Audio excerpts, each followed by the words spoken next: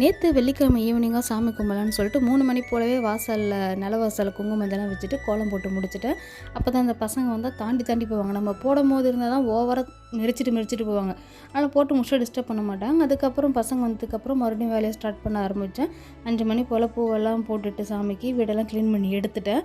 சாமிக்கு பிரசாதமாக நான் வேர்க்கடலை தான் ஊற போட்டிருந்தேன் காலையில். அதை வேக வச்சு எடுத்து நான் சாமிக்கிட்ட வச்சுட்டேன். பிரசாதத்துக்கு வச்சுட்டு விளக்கெல்லாம் ஏற்றி முடிச்சுட்டேன். அதுக்கப்புறம் இந்த பஞ்சகவ்ய விளக்கு இது ரொம்ப நாளாக வாங்கி வச்சுட்டு அப்படியே இருக்குது. ஏற்றவே இல்லை நான் இது வரைக்குமே.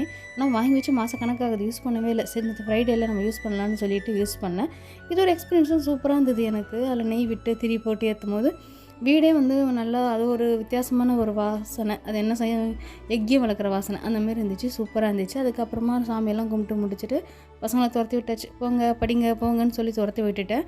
இன்றைக்கான வீடியோ தான். இது ஒரு லாங் வீடியோ விட்டுருக்கேன். டைம் இருந்தால் செக் பண்ணுங்கள். பாய்.